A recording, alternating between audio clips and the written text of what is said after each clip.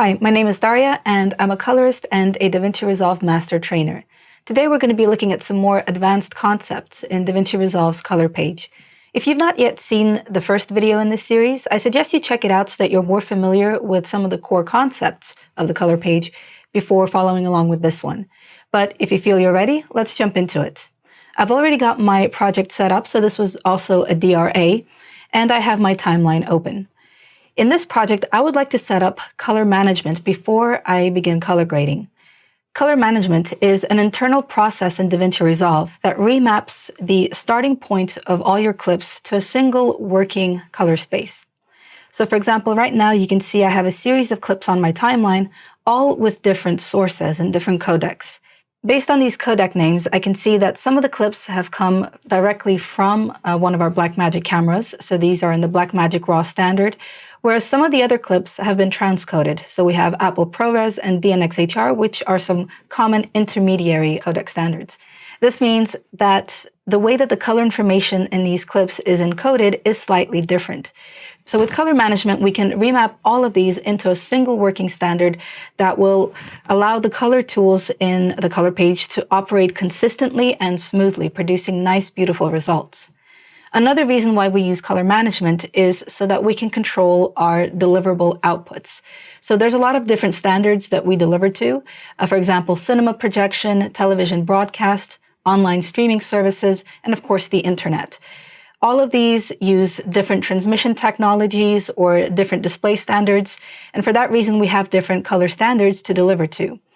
If you were grading a non-color managed project, you would have to hypothetically regrade your project for every one of those standards.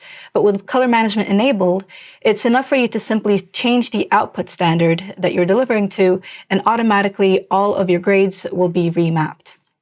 So let's set this up in the project settings, which you can access via the gear icon in the bottom right corner of the program. I'm going to click once, and then in the sidebar on the left, I'm going to navigate to the color management section. By default, the color science is set to DaVinci YRGB, which is essentially like disabling color management. I am going to select my drop-down list and enable it by selecting DaVinci YRGB Color Managed.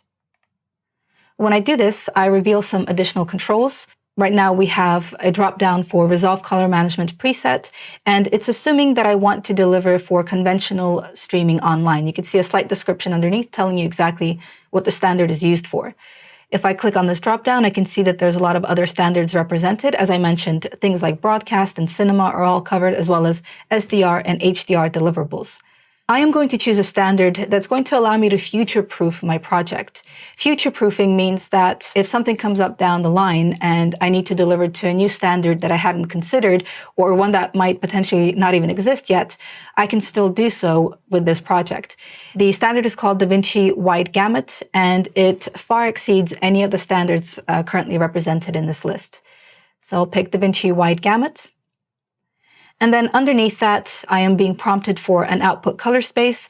And as you're color grading, this should represent the monitor that you're using for the color grade. In my case, I'm on a color grading monitor set to the Rec. 709 Gamma 2.4 standard. If you're grading on your computer monitor, you might want to check out what standard it currently uses and set your output color space to match. When you're creating deliverables for other standards, for things like broadcast and cinema, you will need to look up what those deliverable requirements are and set the output color space accordingly. The only general rule here is that you want to start with the widest possible gamut and then work your way down as you start creating your deliverables. But in my case, this is the widest standard I need. It's Rec. 709 Gamma 2.4. I'm going to click Save, and in fact, just before I do that, I'm going to move my project settings window out of the way, and I'll keep an eye on the viewer as I do this so I can see the change occur. Right, so hopefully you noticed the color shifted, became a little bit more saturated, there's a touch more contrast. It's starting to look more like real life, so we're no longer seeing this like log encoded version of the video clips. Feel free to navigate between these clips using the arrow keys to see that all of the colors have been shifted and all of the clips look closer to each other as well as a starting point. So now I can begin color grading, know that I am within a very safe standard for color grading. All of my tools are going to behave in a consistent manner, and I can always change my output color space if I needed to. So how does DaVinci Resolve know what the starting point of all your footage is? Sometimes it doesn't know, sometimes it does. For example, when you're working with raw media, any of the raw standards currently supported by DaVinci Resolve will automatically be remapped into the working color space that you've set up. If I go back into my project settings, I can click on the camera raw tab in the sidebar and look up my raw profiles to see all of the different raw standards currently supported. All of these will automatically be remapped. So I don't have to worry about any of the clips that have Blackmagic RAW written under them in the codecs. However, for clips that have been transcoded, so Apple ProRes, DNxHR, because of the nature of transcoding, we are losing some of the metadata associated with these clips when they were originally captured. So we don't actually know what the starting point is.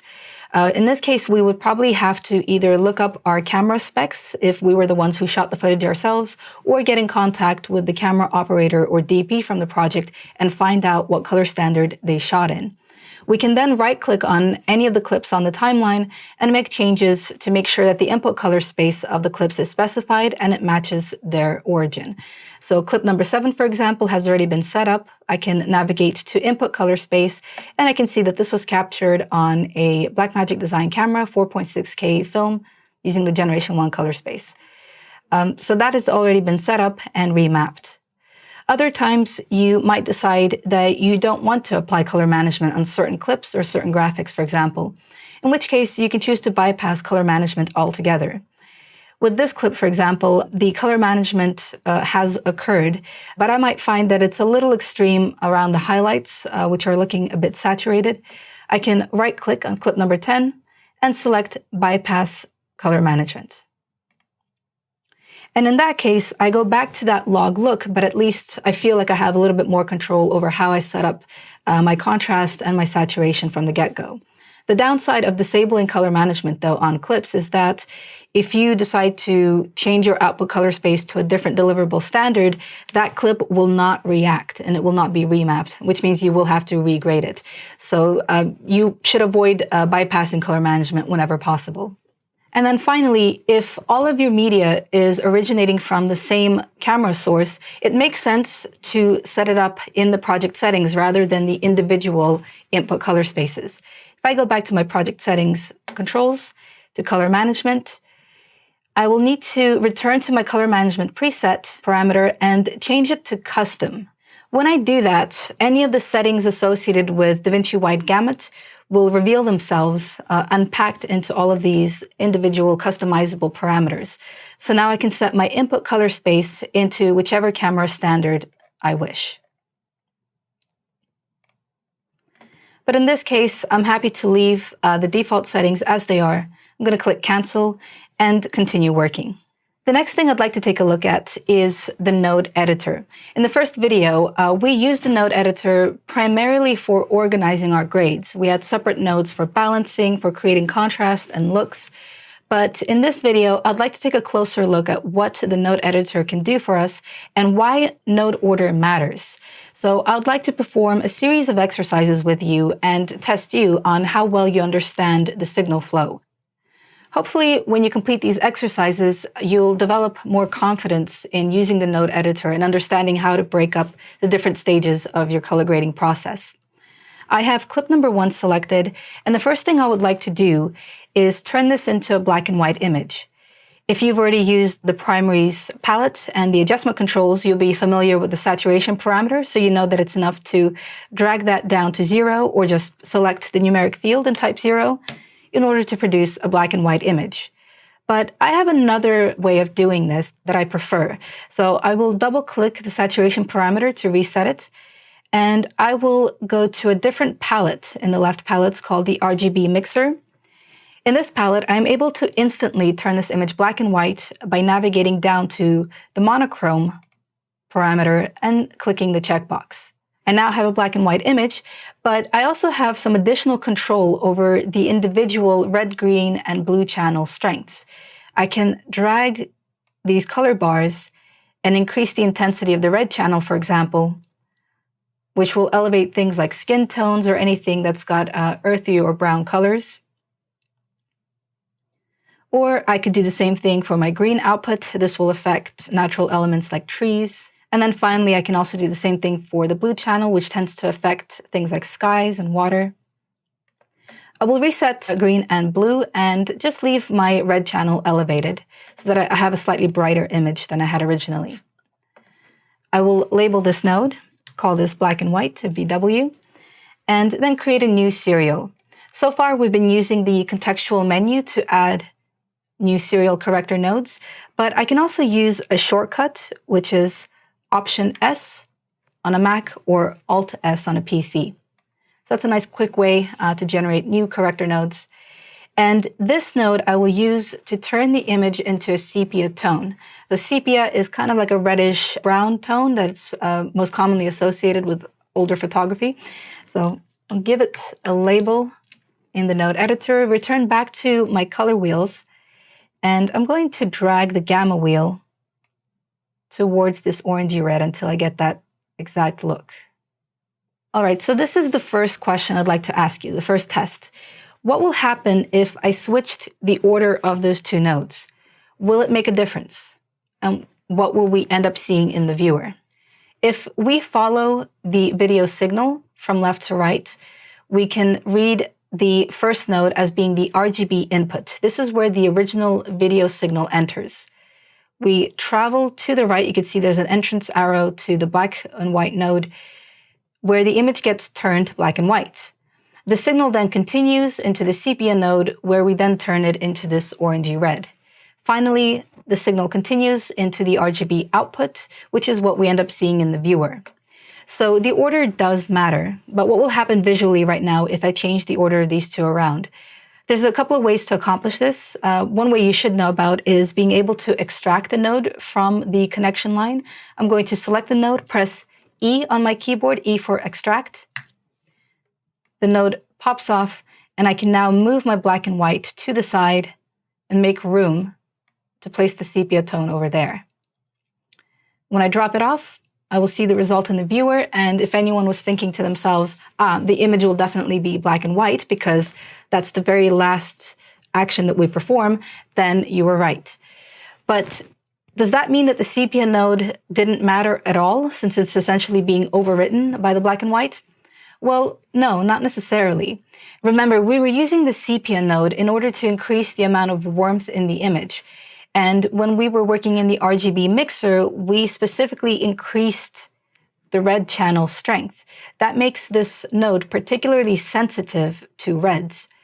If I disable the sepia node right now by clicking on its number, this will have an impact on the way that the black and white image looks. And in fact, if I go back to sepia, back to that gamma wheel and start to move it around, I will continue to have an impact on the black and white node. So hopefully this small exercise demonstrated that node order absolutely does matter, and nodes always impact one another even if it's not immediately obvious. I'm going to reset my node editor by right-clicking in an empty area of the node graph and choosing Reset All Grades and Nodes. So let's take a closer look at a single corrector node's anatomy. You'll see that there are two inputs and two outputs. At the top, the green input and output carry the video's RGB data. So that is the actual pixel information, red, green, and blue pixel values. Underneath that, you have the blue or key input and output. This will carry all of your key or matte data. So for example, if you're using power windows or qualifiers or even external mattes, you can reuse this data using these blue input and output signals. For the next exercise, I'd like to take a look at destructive workflows. So the very first thing I'm going to do on this clip is to completely crush the shadows to imitate, setting up a very harsh contrast at the beginning of your workflow. I will, first of all, label this node. I'll call it lift because I will be adjusting the lift master wheel. I'll go into my primaries colors and I will drag the master wheel to the left, down, down, down, a lot lower than I would normally ever do in an actual grade. There we go. So it's nice and crushed. You can see a lot of the data in the image has disappeared. We can virtually just only see the sky and this outline of our model's face. Everything else, if I disable this node, you can see has disappeared. If you look in the scopes, you will also witness the waveform also being crushed towards the very bottom here against the black point. All right, so all of that is gone. I am going to create another corrector node, Option S or Alt S. And then I would like to approach you with the second question. Can we restore this video signal? All of that data that we just crushed in the shadows. And to add a layer of difficulty, I would like to ask if we can restore it using another tool other than the Lift Master Wheel. So for example, the curves. I will name my node accordingly while you think it over, and then we'll take a look. I'm going to drag my mouse over to the curves here, create a new point, drag upwards. And at first, it certainly does feel like we have fallen into a destructive workflow. As I try to brighten this image, I will find that I'm not able to restore the data or to improve it. In fact, I appear to be distorting it even further, right? Because we're increasing the saturation, we're blowing it out, and we're not getting any of that data back in the shadows. If I look in the scopes, I also feel that the bottom of the waveform is permanently stuck to the floor.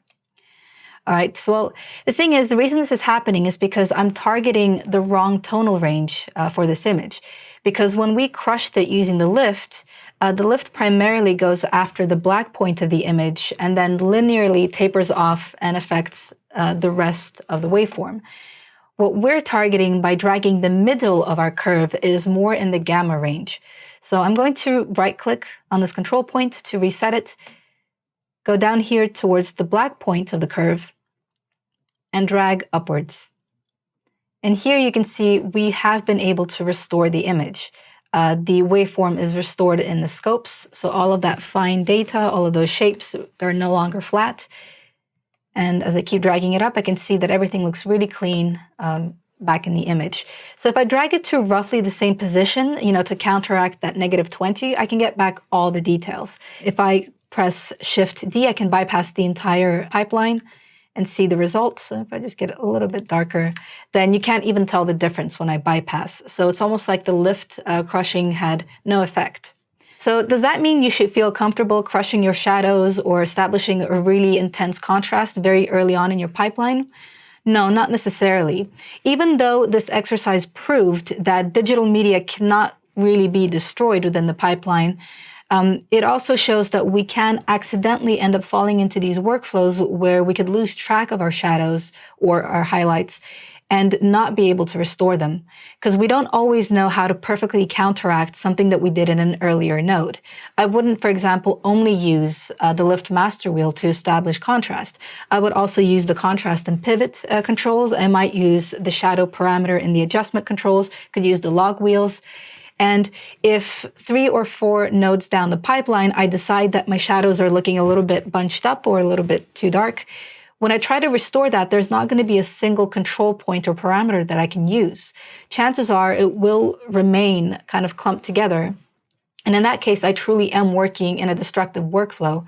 So it's not really about the digital media failing me so much as it is my treatment of the video signal that's just been too aggressive.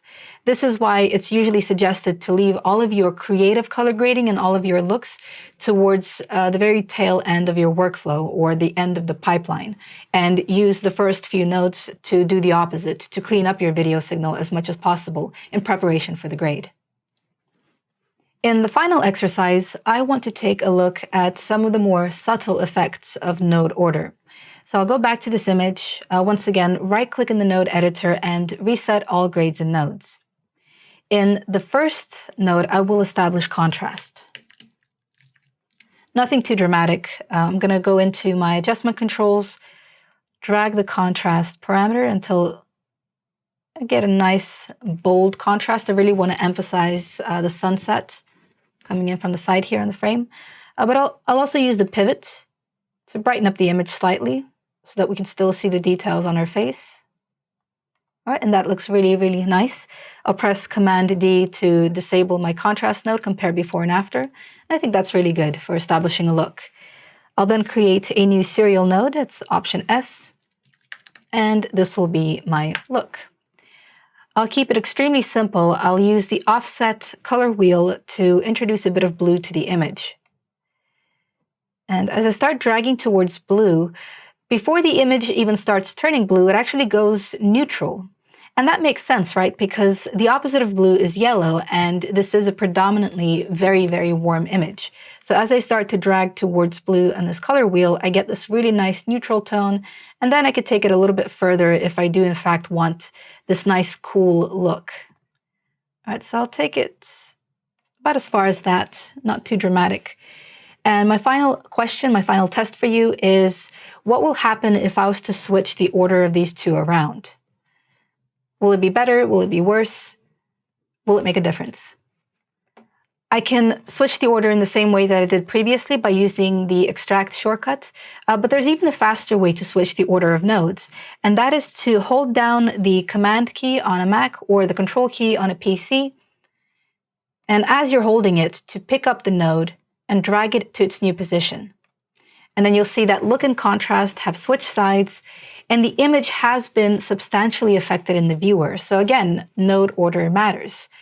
But to answer the question of whether it's better or worse is impossible, because all that it is different. The way that the look node has affected the image has changed because it was not as contrasted. Instead, we've applied look to a flatter version of this image, which means that the blue was uniform, and then we used contrast in a later node to push the differences and enhance the saturation of the image, and that means enhancing the blue. To compare the two images, I'm going to grab a still of this second look, and then I'll press Command-Z to go back to my previous setup, which was contrast first, followed by look. I'll double-click the still in the gallery, and I can either drag the wipe line back and forth to compare the two looks, or I can even drag the wipe all the way to the left of the frame so that I'm completely filling up the viewer, and then click the wipe button in the top left corner to turn it on and off. If you're still getting used to color grading and you're experimenting, it's a good idea to do this occasionally, to switch nodes around, to really gain an understanding of how video signals work and how they get treated, and over time gain more confidence about where you should be placing your nodes in your pipeline to produce an optimal look. The next thing we'll be looking at is some raw media, how to set it up, and how to color grade it using the HDR palette. Clip number 2, as you can probably see from the codec title here, is a Blackmagic RAW clip. It's got quite a wide dynamic range. You can see there's a sky in the background and then characters in the foreground. I am going to navigate to the Camera Raw palette on the very left of the page, and I can use this palette to set up exactly how the image is debayered. So that means how the original raw signal is treated by DaVinci Resolve and then output to us in the color standard that we have set up in color management. Because this is a raw signal, I have a lot of control over its final appearance. A lot of these settings in other camera standards are baked in upon capture, so things like ISO and exposure, temperature. With raw signals, you're able to change them after the fact. Right now, the ISO is set to 400, but because of how bright the image is and because a lot of the sky is getting blown out, I'd like to lower that to, say, about 100 ISO. Now, even though the foreground has become much darker, I've now revealed a lot more potential for the sky at the top. However, if I look at my scopes, I'll find that a lot of the sky data looks clipped, which is quite unusual for raw media because it does capture so many stops of light. It's actually very difficult to clip any information. The reason why the very top of that waveform appears flat is because it hasn't yet been debayered. So we can select Highlight Recovery at the bottom of the Camera Raw palette to perform that final debayering stage. Now, this makes it a little bit more processor intensive, but of course gives us a more accurate result in the image. Hopefully, when you clicked on this checkbox, you noticed that a lot of the detail in the clouds have come back in the sky. So I'll turn it off again so you can see before and after. It's gone from having a really flat gray look to being much more pronounced, and it's going to be much easier to work with when we start working with the HDR palette, which I would now like to switch to. The HDR palette is located right next to the primaries wheels, but it offers you far, far more control over the individual tonal ranges of the image. So right now the layout looks quite similar. We have 3 wheels on the left with 1 global on the right, which is similar to the offset. But then at the top of the palette, I also have these banking controls that allow me to navigate across some additional tonal ranges that we have. By default, the HDR palette comes with 6 tonal ranges. On the left, we have the dark zones. So from broadest to most narrow, it's shadow, dark, and black. And then on the right-hand side, I have my light zones, which is from broadest light, highlight, and specular. I can see how these tonal ranges affect the image by jumping into the zones graph. So I can navigate to that using this button in the top right corner of the HDR palette. And here I can see a list of these tonal zones on the left-hand side. And when I select a zone, I can see the direction that it travels in. So this is the section of the image that it affects. In this case, it's affecting the midtones to lower midtones to shadows, followed by the dark, which has a narrower range, followed by black, which is essentially going after the super blacks of the image. And then in reverse, we have the light zone, which has a great deal of overlap with the shadow zone, so 2 stops worth, and then continues toward highlight and then specular for the very brightest portions of the image.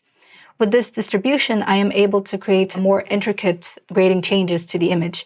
I could target the shadows separately from the midtones, unlike the primaries color wheels in which I have a great deal of overlap all across the board.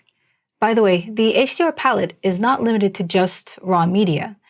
You can select any standard dynamic range clip and it will automatically map its operation to that tonal range. So we'll continue to behave consistently and produce perceptually uniform results. But in the case of this clip, let's start creating a grade. I'll begin with the global wheel, which is going to impact the overall image. I'll drag the exposure to brighten it up. So my focus, of course, is going to be the foreground, which is where we can see the people. That's always the priority in any grade. But then I will also want to rescue some of that information in the highlights at the very top. That's the whole point of shooting raw, is that we're able to retain all of this data. But right now, I don't really have a lot of room in which to expand this information. Right now, the entire sky and all its clouds are at the very top of my scopes. So the first thing I need to do is bring those a little bit lower. I'm going to target the highlight range, click on the exposure controls, and drag to the left to darken that section. Okay, so now that I've given myself a little bit more room in the scopes, I can go for the more narrow specular range to drag the very tops of the waveform upwards, thereby creating contrast in the clouds and enhancing the details. All right, wonderful. And because both the highlight and the specular ranges overlap the broader light zone, which is on the left-hand side, I can continue to determine how bright or dark I want the sky to be by adjusting the exposure of the light range while still maintaining the detail that I've just recovered in the clouds. And then I can also choose to, for example, drag the control point of the light zone to introduce a bit of color into that range. So I'm going to pick it up and drag it slightly towards blue to cool the sky down and give it more of a daytime look. All right, so with the global controls set up with my highlights recovered, I can now navigate or bank to my dark zone and do the same thing for the shadows. I would just like to brighten up the foreground elements a little bit. So I'll go for the broadest shadow zone, increase the exposure. I would also like to make it a little bit more saturated, so really reveal the colors in the greenery around our characters and on their clothes. I'm going to click and drag the saturation parameter. And now I can use the dark and black zones to create a bit of contrast by darkening the lower midtones and shadows in this image. So I'll change the exposure, a little bit drag it to the left. And then with the black zone, I'm just going for the extra darks. So this is going to be the darkest shadows in the wrinkles in their clothes, in the spaces between the branches and the bushes. All right, and that's given the image a little bit more depth. You'll notice that all of the tonal ranges have a couple of sliders around them. These determine the position of the tonal range, so the cutoff point. You're able to change that position and determine exactly how broad or narrow any zone is. Before you start adjusting these, you probably want to check exactly what is being targeted by any particular zone. So as well as using the Zone Graphs palette, I can also click and hold the icon next to the zone name that will display to me what exactly I'm affecting when I make changes, to these color wheels and their parameters, their exposure and saturation. So as you can see, when I travel from black to dark, the range gets broader and broader. It might be a little bit easier to make adjustments if you can permanently see what that highlight looks like. Thankfully, you can enable highlight mode, and that will display the last zone that you were affecting or impacting. So let's click on the highlight tool in the top left corner of the viewer, and it's currently showing me my black zone, but I would like to see where my light range is. So I will go into the light wheel, make a slight adjustment to its tonal range, and you can see that by default, it actually covered a pretty wide section. So not just the sky, but also the mountaintops, the trees, and also that rock in the foreground, which was a little bit lighter than some of the other shadows. So I can drag this slider upwards to just remove all of those foreground elements and make sure that the light region stays focused on the sky. That way, when I make my changes in terms of exposure or in terms of color, it's not then affecting the rest of the scene. When I'm done, I can disable highlight mode and see the end result. And I can press Command D to compare my image before and after. And hopefully you can see that we've been able to restore a lot of the data at the top of the image. We've also made sure that the image in front of us is nice and clean and saturated and easy to see. The next tool we'll be taking a look at is the Magic Mask. I'm going to click on clip number 3, which has already been balanced. And I'll make a new node with the intention of working on the runner in this shot. So I'm going to press Option S. And usually using other secondary selection tools, I would have to spend a lot of time selecting either the overall shape of the runner or maybe even targeting her limbs and her torso individually, tracking it across the frame. So pretty time-consuming processes.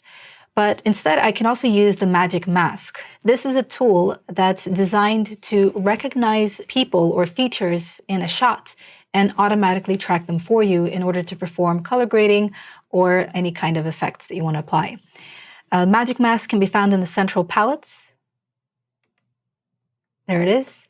A pretty straightforward interface. We have some selections in the top left corner that allow us to select either people or features, and then analysis controls running across the top.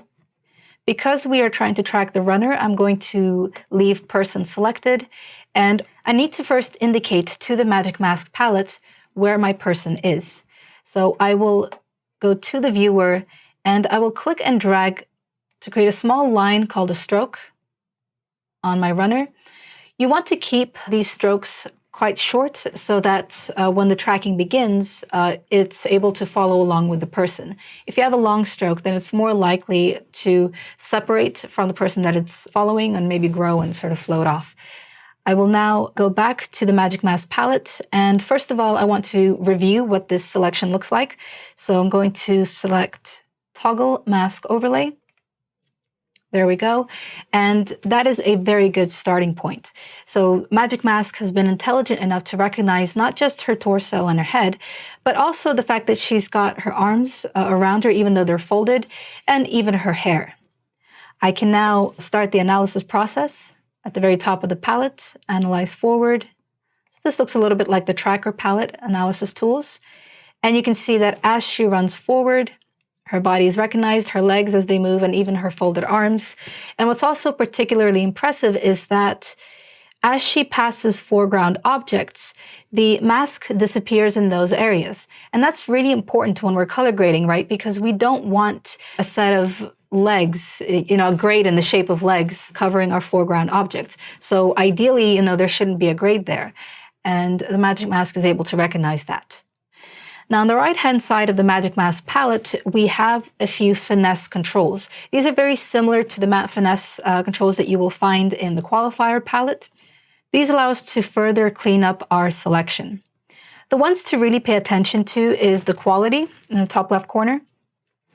This allows you to switch between making a selection that's relatively processor non-intensive, but less accurate, like this one, so it's more of a soft bubble around the person, versus Better, which will give you something that's a little bit tighter around the body, a little bit more accurate, but will require more processing power.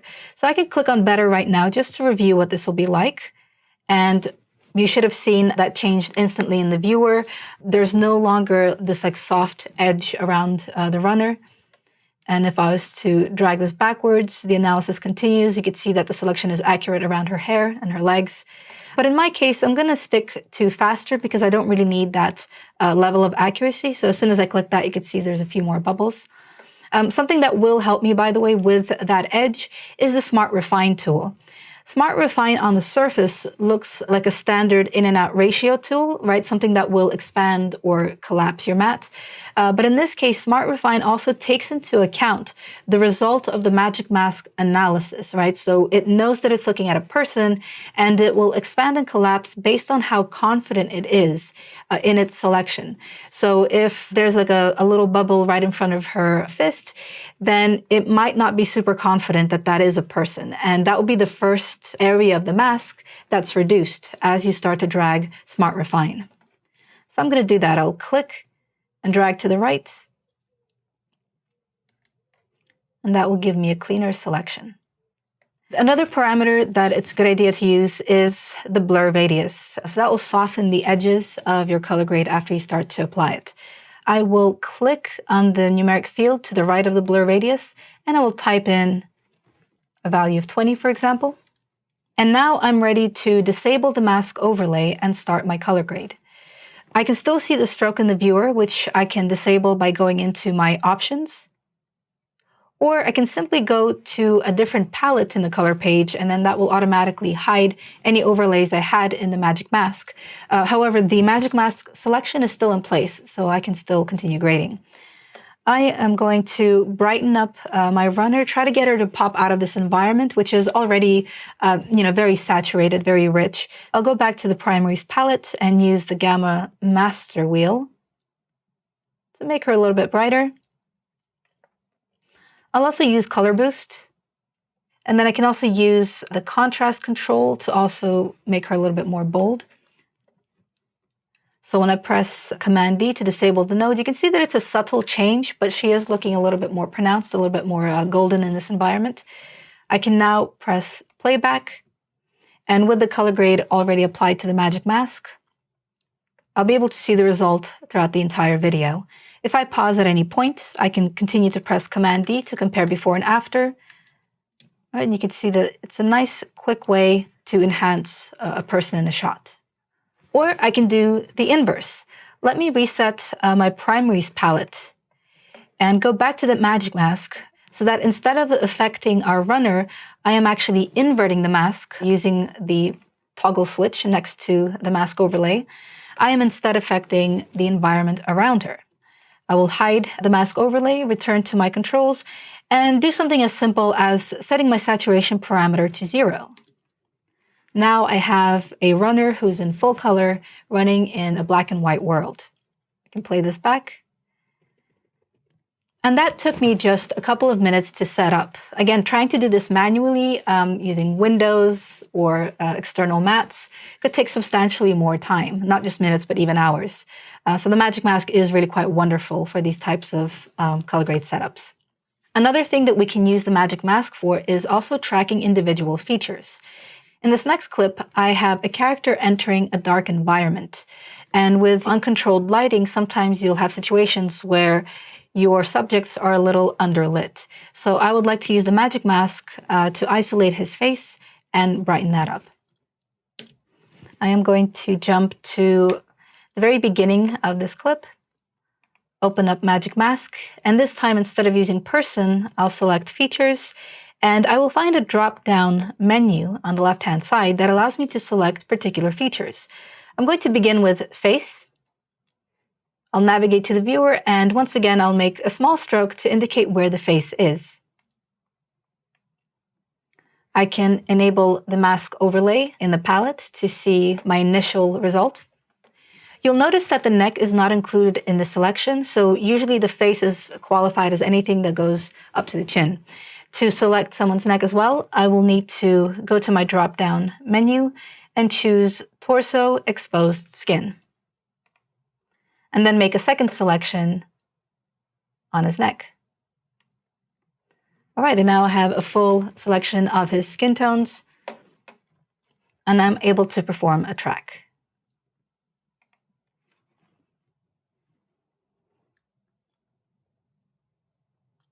All right, perfect. That was a fairly clean result. I will like to tighten up the edges of this matte once again. So I'll go to my Smart Refine controls, select the numeric value, and enter a higher value to pull in this selection. And once again, I'm going to blur the radius to make sure that my grade does not appear too sharp around his face. And now I can jump back to my primary grading controls and ever so slightly brighten his face in this environment. And maybe also push up the colors just a touch, the color boost, so that it's not looking too flat. Now when I press Command D, I can compare my before and after. I always use the disable function to see if I've gone beyond realism, if it's starting to look too artificial. But in this case, whether it's off or whether it's on, it still looks pretty natural to me. And now I can play back this clip to check how it looks throughout.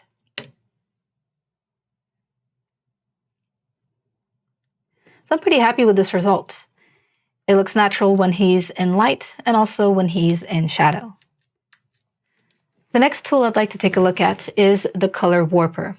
I'm going to navigate to clip number 5 on my timeline, and I'll find the Color Warper right next to the Curves palette. The way the Warper works is very similar to the Curves, but whereas with the HSL Curves, we're limited to moving our parameters in a 2D space, just up and down, with the Color Warper, you're able to make changes to 2 parameters at the same time. So I've got the palette open right now, and I would like to pop it out of this environment to give myself a bit more control. We have an expansion arrow in the top right corner, which I can click to get a much larger overview of this interface, but I can continue to resize it using the bottom right corner of the palette to reshape it, and then use the header of the palette to reposition it where I want it to go. There's 2 ways of interacting with the Color Warper. You can click and drag the control points that are already on the grid, or you can maneuver to the viewer and click directly in the viewer to interact with the grid. So by default, when you open up the Color Warper, you end up working on the hue and saturation parameters. For example, I can click on the trees in the viewer, and then I can start to drag to the left to saturate that green tone, or drag to the right to desaturate. Notice that the control point in the Color Warper grid is reacting to my adjustments as I hold my mouse and I move it around. So that selection is the color range that I've selected. If I drag downwards, I start to also rotate the hue. And then I can continue to go outwards for more saturation or inwards for less. And that's really the power of the Warper. Whereas with the HSL curves, I would have to jump between 2 very different, distinct curves to accomplish this look. With a Color Warper, I can essentially just go by feel and also go by what I'm seeing in the viewer and drop off my control point when I feel I'm ready to. In this case, maybe we're going a little bit more abstract. So instead of emphasizing the greenness of this environment, I'm instead going to try to make it look quite dry, but also quite vibrant. So I will move towards an orange tone and then drag it slightly upwards, and then release my mouse to drop off the control point. When I continue to move over the viewer, you might notice that there's a lot of activity happening in the Color Warper. So first of all, you see this red cross jumping around, which is representing the color values that I'm currently hovering over with my mouse. So it's telling me exactly what shade of blue or green I'm currently over. But then there's also this yellow box that jumps around to indicate the closest control point to the area that I am hovering over. And that's letting me know which control point I'll be dragging if I start to click and drag in the viewer. With this very low set of divisions in the Color Warper, it can be quite difficult to make an accurate selection and adjustment. So I can navigate to the bottom left corner and I will find a division amount for my rings and for my columns. I'm going to click and change this division to a higher number, like 12. By default, the two parameters are linked. So when I choose 12, I am going to now have 12 divisions for both the rings and columns, and a little bit more precision, especially when it comes to the blue sections of this image, because when I hover over it, you can now see that the area of blue represented by the vector scope trace in the background now has a column directly over it. So I can click and drag to target these mountains and the sky all in one go. But what if we wanted to affect the mountains without affecting the sky in the image? In that case, we will need to lock off a section of our column to make sure that not everything within the color warper grid is being affected. I'm going to reset this one control point by right-clicking on it. And then I would like to go back to the viewer in order to analyze exactly what part of the grid affects the sky. And when I do this, I'll find that the yellow box mostly falls on that second point in the blue column. So what I would like to do is lock it in place so that it will not be affected by any future changes in this region. To do that, I will navigate to the toolbar on the right-hand side, and a button allows me to convert a selected point to a pin. When I click on that, the pin adopts a dark outline, meaning that it's locked in place. This, by the way, also happened to our previous point where we changed the color of this tree. When you make a change, automatically a control point locks in place so that no future changes happen to that particular region. But now with the blues, I can return to the mountain and click and drag to make a change. And with the sky locked in place, that will no longer be affected as dramatically. I can then click in the top left corner to collapse my color warper, and I'm all done. I'd also like to draw your attention to the collection of Resolve effects that come with the software when you first download it. I'll go into a new clip, number 6, and launch the Open Effects library by clicking in the top right corner. Here you will find dozens upon dozens of effects, all under different categories that you can navigate and add to your nodes. There's also a search field at the top in case you don't know exactly which category your effect is in. You can start typing and the effect will filter itself out. So in this case, I'd like to check out the tilt shift blur. This is a type of effect that imitates the look of a tilt shift lens, which has multiple focal points. It's a really nice way of drawing the audience's eye or drawing their attention to a particular subject. In this case, I'm going to pick up the effect, drag and drop it over the node in the editor, and you'll see how the top and bottom of the image have gone out of focus, seemingly. So it's a type of blur. I can use the settings on the right-hand side to enable the depth map preview, which allows me to see exactly which area is in focus, which is anything that's black, and what is out of focus. So those are the white areas. I am going to change my focus sweep so that it's a little bit higher. I want to make sure that our character who's walking into the building is fully in focus, but then also change the in focus range and make sure it is definitely focusing on him. And then finally, I can use the near blur and far blur controls to indicate exactly how blurry I want the bottom of the frame to be and the top. So I'm just going to add a little bit of blur. I want to keep it semi-realistic, but I do want it to feel almost dreamy, you know, like we're being drawn to the center of the frame. Very good. And I can press Command F to full screen the image and play back the clip.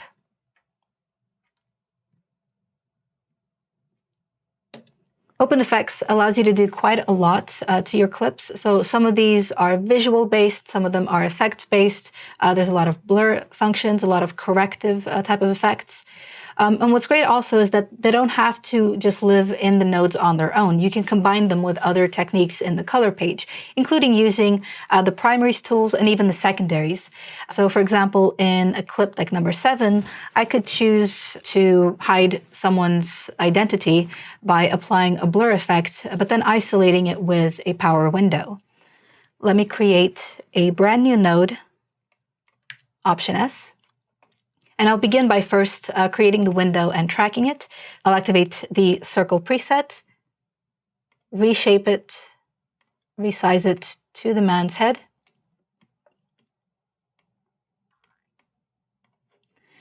Then move to the tracker palette and analyze forward.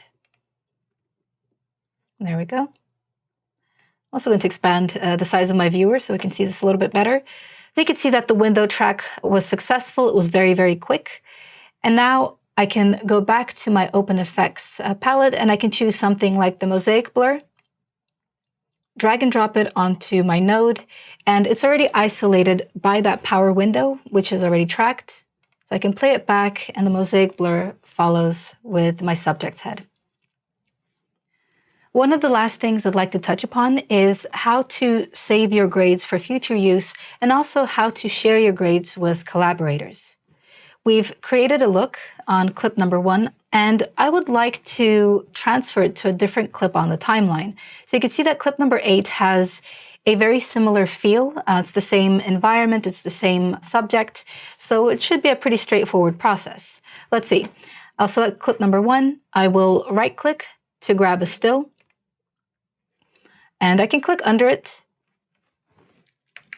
to give it a name so I can keep track of what this still contains.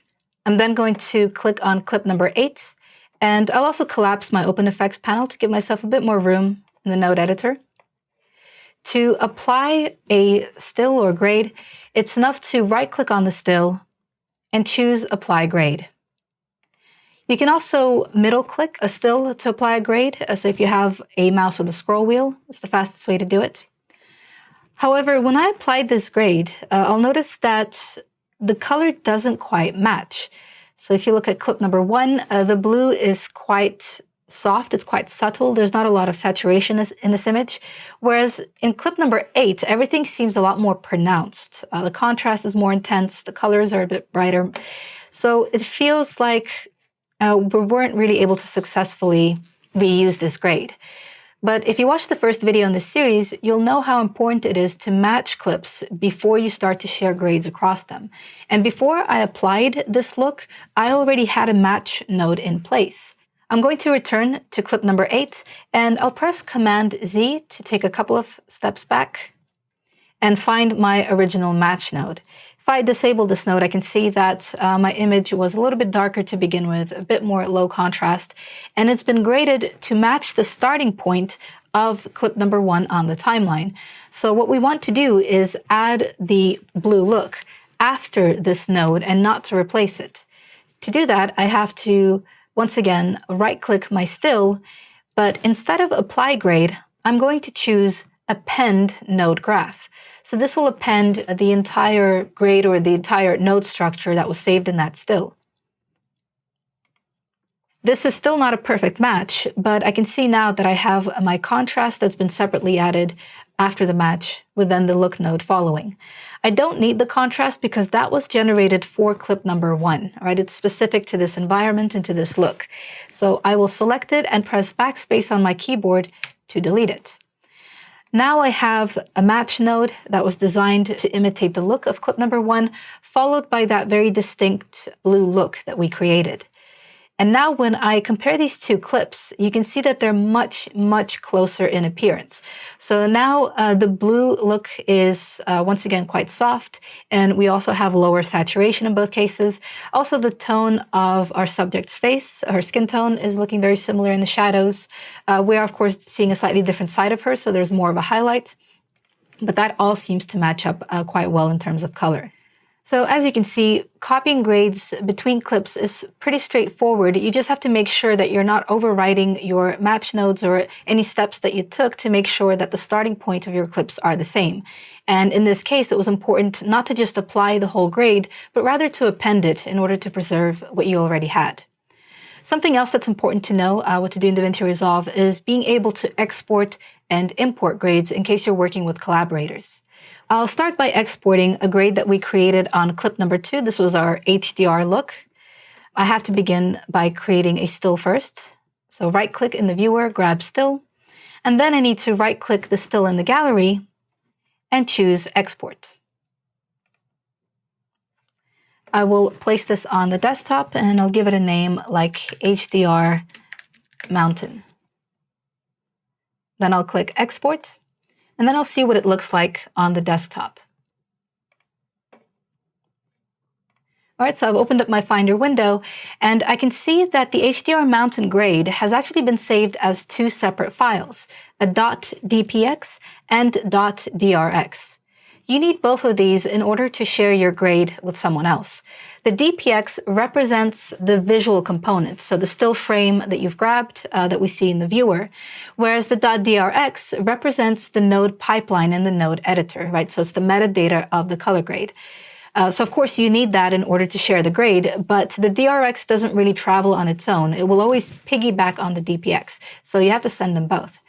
But how would one import this set of files? I've already generated a still that I've shared in the DRA that you would have downloaded for this project. So if you go back to DaVinci Resolve and right-click in the gallery, you can choose Import. And then navigate to the part2.dra folder that you would have used to restore this project. You will find that within this DRA is a stills folder, and within that is a grade called Drama Sky, which is also broken up into DPX and DRX. Now, depending on your operating system, depending on how your Finder or Explorer window is set up, you might not even see the DRX file, or it might be grayed out. And that's perfectly fine because you don't really need to interact with it. It's enough to just select the DPX file and click Import. And as I've mentioned, the DRX really does piggyback off that DPX. It will come with it. I now see a still in my gallery, and this is pertaining to clip number 9. Hopefully you can recognize that. So if you select clip number 9, you can right-click the still, apply grade, and now we've carried across that entire grade. So this was made up of a balance, a contrast, and even two secondary grades for the sky and the ground. Thank you so much for joining us for this overview of DaVinci Resolve's color page. If you have any remaining questions or if you'd like some advice, please do join us on the Blackmagic Design Forum. And also, if you'd like to check out some of the other training materials in our series on DaVinci Resolve, please go to our training page where you can download our books and take a certification exam.